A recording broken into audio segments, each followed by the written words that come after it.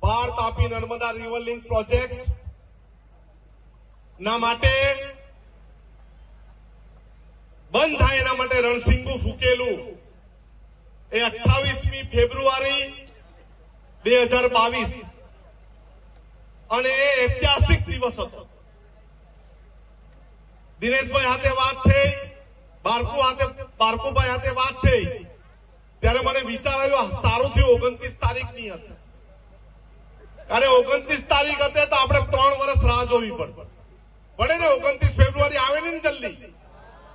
સારું હતું કે આપણે છેલ્લા દિવસે આ જ આસમાનવાળી ધરતી પર આપણે સૌ ભેગા થઈને મંડપની હતો ભર તાપમાં બેસીને આપણે ધરમપુર માટે તારીખ આપી દીધેલી હતી અને આપણે રણસિંગુ ફૂકેલું હતું કે મારા વિસ્તારની જળ જંગલ જમીન અમે કોઈને છીનવવા દેશું નહીં. અને આજે 4 વર્ષ પછી પણ કોઈ સરકારના બાપની તાકાત નથી અહીંયા પગ મૂકીને આપણી જમીનમાં માપણી કરવા માટે આવે, આપણું પાણી લૂંટવાની કોશિશ કરે. એવા આજના કાર્યક્રમના ડેમ પ્રોજેક્ટના વિરોધના સંઘર્ષ સમિતિના પ્રમુખ બારકુભાઈ આજે એમની બહુ જ ઈચ્છા હતી છતાં પણ એમની તંદુરસ્તીના લીધે અમે એમને ના પાડી. એમની ગેરહાજરીમાં દિનેશભાઈ, ભરતભાઈ, મહારાષ્ટ્રીયાના વિજયભાઈ અને સંઘર્ષ સમિતિ અને આજે સંઘર્ષ સમિતિની હાથે આપણી સાથે ઉપસ્થિત એવા મંગળભાઈ, આપણી વચ્ચે ઉપસ્થિત લગીભાઈ જાદવ, આપણી વચ્ચે ઉપસ્થિત નીરવભાઈ, કમલેશભાઈ, કલ્પેશભાઈ, જયેન્દ્રભાઈ, મારા બેન એવા કુંજાલીબેન, તમામ સરપંચશ્રીઓ, આગેવાનો, બહેનો ને ભાઈઓ, આજે આપણે ઉજવણી કરીએ છીએ એટલે કઈ આપણું આ જળ જંગલ જમીન બચાવવાનું કામ અહીંયા પૂરું થતું નથી. આજે ચાસમાંડવા, ચિકાર અને સાત ડેમની આપણે વાત કરીએ. કાલથી ભારતમાલા રોડ આવશે, હાઈવે 56 નું સંપાદન આવશે. કસ્ટોડિયલ દેશ જેવું આપણા સમાજના છોકરાને ફાંસીએ ચડાવી દેશે.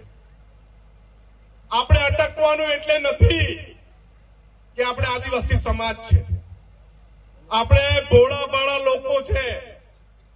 આપણે સવારની ચા શહેરોમાં આપણે પૂરી પાડીએ છીએ, સારું અનાજ આપણે ઉગાડીએ છીએ ને આપણે એમને આપીએ છીએ.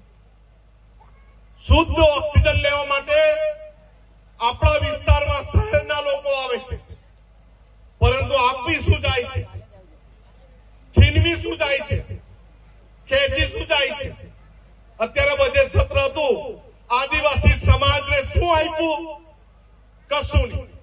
નલ સે જલ આપ્યું, પાણી આવે છે, નલ સે જલમાં આવે છે, પાણી નથી આવતું. અને એ લોકો આપણને એમ કહે કે તમારા પુષ્કળ વરસાદ પડે છે, અમે પાણી રોકીને અમે ઉદ્યોગ ધંધો ચલાવીએ. આપણે પાણી આપવાની ના નથી, પણ પીવાનું પાણી હોય તો આપણે આપવા તૈયાર, સિંચાઈનું પાણી આપણે આપવા તૈયાર, પણ ઉદ્યોગ માટેનું પાણી જોઈએ એ અમે કદી કાળે આપવાના નથી અને નથી. અત્યારે જ પ્રશ્નોત્તરીમાં કુંવરજીભાઈ બાવળિયા ને મેં પૂછ્યું, ભાઈ તમે તો ભાજપમાં જઈને મંત્રી બની ગયા, તમને રોજગારી મળી ગઈ, પણ અમારા યુવાનોને રોજગારી નથી મળ્યું, એનું શું? તો મને બાવળિયા સાહેબ એમ કે તમે ભાજપમાં આવી જાઓ. મને બાવળિયા સાહેબ એમ કે અને તમારા ધારાસભ્ય અરવિંદભાઈ કે તમે ભાજપનો ડબ્બો ચૂકી ગયા. મારે એવા ડબ્બા ફબ્બામાં જવું નથી. આદિવાસી સમાજનું લોહી છે, મરશું તો બી અહીંયા જ રહેશું, જીવશું તો બી અહીંયા જ રહેશું. અને પેલા જુઠાલાલ એવું સમજે કે મારા પરિવારને પોલીસ સ્ટેશનમાં મૂકે એટલે આનંદભાઈ નો પરિવાર ગભરાઈ જાય. ભાઈ તારે 7 જન્મ લેવા પડે. પડે ને આનંદ પટેલ આ એનો આખો પરિવાર આનંદ પટેલનો ગભરાવાનો નથી, ડરવાનો નથી. ખેરગામમાં હુમલો થયો, હું થયું પડી સમજ. હજુ જેટલો હુમલો કરાવો તેટલો હુમલો કરો. આ આસાનીથી મરવા વાળો આદિવાસી નથી, મારવા વાળો આદિવાસી છે. તમને તમારી માની છઠ્ઠુનું ધાવણ યાદ કરાવવા વાળો આદિવાસી સમાજનો દીકરો છે. ડરવાનો નથી, ગભરાવાનો નથી. અત્યારે બસ સ્ટેશન બનાવે, અત્યારે બાકડા મૂક્યા. અરે બાકડાને બસ સ્ટેશન થી વિકાસ નથી થતો. વિકાસ ક્યારે થાય છે અને વિકાસના પંથે આદિવાસી સમાજ ક્યારે આવે છે? જ્યારે એને દૂધનો ભાવ સારો મળે ત્યારે વિકાસ થાય. જ્યારે એને ડાંગરનો ભાવ, નાગલીનો ભાવ વધારે મળે, શાકભાજીનો વધારે મળે ત્યારે વિકાસ થાય. આદિવાસી વિસ્તારની પ્રાથમિક શાળામાં શિક્ષકો હોય ત્યારે વિકાસ થાય. આદિવાસી વિસ્તારમાં વિજ્ઞાન કોલેજ આવે, પોલિટેકનિક કોલેજ આવે ત્યારે વિકાસ થાય.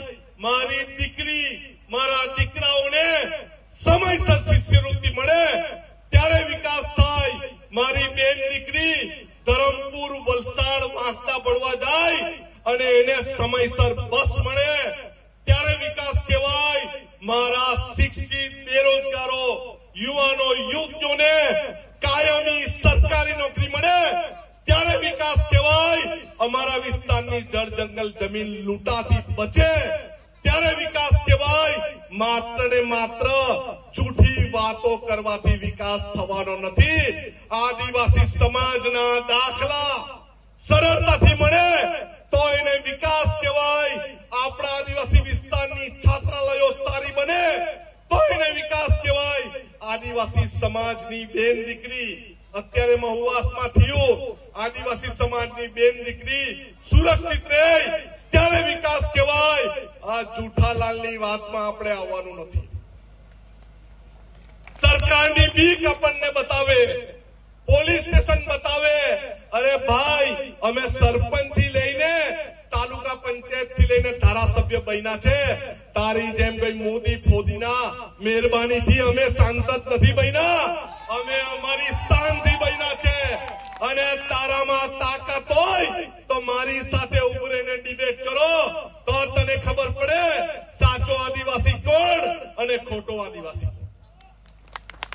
અત્યારે એવી વાત ચાલે કે વાંસદામાં ઘણો વિકાસ કર્યો. ભાઈ, વાંસદામાં વિકાસ કર્યો, કોઈ વાંધો નહીં મળે. અમે 2019 થી વિજ્ઞાનની કોલેજ માંગેલી હતી, અમને કોલેજ આપી છે. પણ થોડા દિવસમાં એવું કે મેં કોલેજની માંગણી કરી. મારે એને એક સવાલ તમારી વચ્ચે પૂછવો છે કે 2025માં વાપીમાં સરકારી આર્ટ્સ કોમર્સ કોલેજ આવેલી, એ હજુ ચાલુ નથી થઈ. તું એ માંગણી કરી કે નથી કરી મને ખબર નથી, પણ એ ચાલુ કરાવો. ખાનગી કોલેજ કરતા સરકારી કોલેજ આપણા માટે આશીર્વાદ રૂપ છે. અને અમે શિક્ષિત છે, અમે ભણવા માંગીએ છીએ, અમે નોકરી કરવા માંગીએ છીએ, અમારા સમાજનો ઉદ્ધાર કરવા માંગીએ છીએ. અમે કોઈ પક્ષ પાર્ટીના વાડામાં બંધાયેલા નથી. મારી પક્ષ પાર્ટી જ્યારે સમાજ સાથે અહિત કરે ત્યારે પક્ષ પાર્ટીના પાટિયા ઉતારતા આનંદ પટેલને વાર નહીં લાગે.